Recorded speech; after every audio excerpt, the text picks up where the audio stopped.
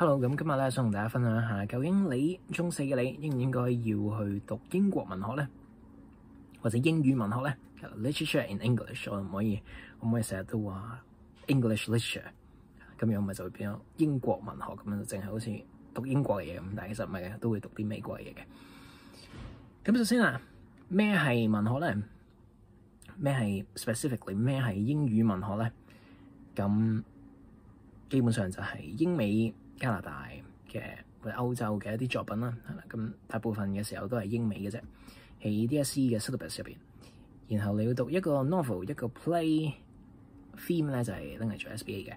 然後仲有啲嘅 poems 你要讀嘅，5-6個詩人，每個詩人有3首。咁咧2025至27咧就會係就都係讀緊呢本 Rebecca 同埋另外一本咧叫做 The Prime of Miss Jean Brodie。咁咧嗰個咧就得100頁嘅啫，啱啱俾你睇嗰個咧就有成400頁嘅，但我覺得400頁嗰個係好睇好多嘅。然後 play 啦 ，play 咧通常係第一個 option 係 Shakespeare 嘅一啲 plays， 第二個咧就係 modern plays。依家咧25至27咧個選擇就係 Merchant of Venice， 然後另外一個就係 Educating Rita 或者係 Top Girls。25年係 Educating Rita， 即係後面就會變咗 Top Girls 噶啦。咁咧，大家要留意嘅就係咧，你除咗睇文本係唔夠嘅。如果你老師好嘅話咧，又或者好似我哋咁樣咧，我哋教嘅時候咧係要大家會同大家睇一啲 extracts， 係嚟自一啲嘅 critics， 一啲 scholarly essays， 係真係一啲嘅即係有 PhD 嘅人啦，又或者係佢專門係研究過一個文本嘅人去到寫嘅一啲論文咁樣。咁但係我哋嗰啲 course 咧就係睇一啲好重要嘅嘢，就係我哋大部分都係老師幫你哋睇晒㗎啦，我哋老師幫你哋睇晒㗎啦，之後咧就抽一啲精簡嘅嘢俾大家嘅啫。咁你要有一個心理準備啦。如果你預咗讀 English 咧，就唔係睇個幾本書就夠嘅，你要睇其他人哋點樣批評 Literature in English 好同壞。首先啦，第一個無可否認㗎啦，你嘅英文一定係會突飛猛進㗎啦，係啦。即使你本身即係英文可能得 level 3咁樣，之後不斷查字典、不斷睇，至少咧你DSE 嘅時候咧2-3年後咧都至少 level 5以上㗎啦。係呢個無可否認，你讀 English 就係會被逼到英文係會有一定嘅水平嘅。然後呢個係第一個好處啦，第二個好處咧就係你會學到即係而家所謂成日講嘅批判思考啦。我覺得咩科都會有一啲批判思考嘅。但係因為尤其是呢一科啦，佢有個 marking scheme， 但係佢唔會有一個固定嘅 answers 俾你哋嘅。佢經常有一句咧就係話，如果嗰個 answer 咧係 reasonable acceptable 咧，咁你都要照睇嘅。係啦，咁呢個就係佢有一個好自由嘅發揮空間俾你嘅。即係如果你覺得 Shakespeare 係一個 misogynist， 係一個憎恨女人嘅人，咁你都可以咁寫嘅。係啦，然後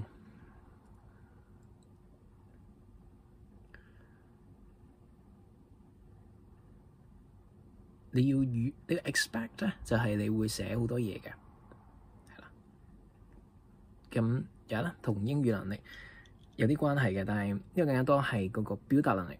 你會練習到你每一段咧開頭個中心句會好清晰啦，然之後就加啲 examples 去到 support 你嘅 argument， 咁樣你會有一個好叫做好 systematic 嘅方法去到寫作咯。咁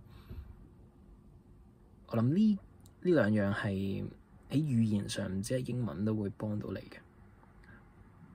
然後另外一樣就係你會了解到英國、美國嘅一啲文化或者歷史咯，係啦，係真實嘅。因為文學係基於生活㗎嘛，但係又高尚於生活。咁呢樣嘢咧，佢就會令到你去即係不得不你要去了解英國嘅文化咁樣。譬如當時嘅，譬如好似 Rebecca 嗰本小説咁樣，佢入邊就係有嗰種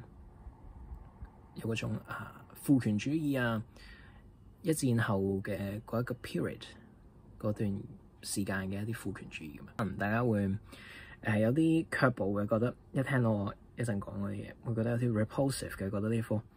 咁首先就係可能啦，你會覺得啲英文有啲深嘅，的確。尤其是如果你要讀 Shakespeare 嘅話，係真係深嘅。基本上大學生讀咧都係深噶啦，即使 native speakers 讀咧都深嘅，係啦。咁所以就冇計㗎啦呢個。大家記住，你讀 English 咧唔係你識英文就得嘅，你要識點解佢要用一啲嘢，同埋點解佢呢句要咁寫。咁呢啲你好 deeply 咁樣了解嘅。OK， 你唔係就咁睇完一個故事你就可以入得場考嘅。個考試咧其實就係你可以啦嚇，因為大家都知文學啦，佢唔係一啲好 scientific 嘅嘢啦，咁有啲 subjective 嘅，大家都知啦。咁所以你基本上你可以用一個答案去到答好幾題嘅，係啦。嗰啲問題咧，其實都係轉下樣嘅啫。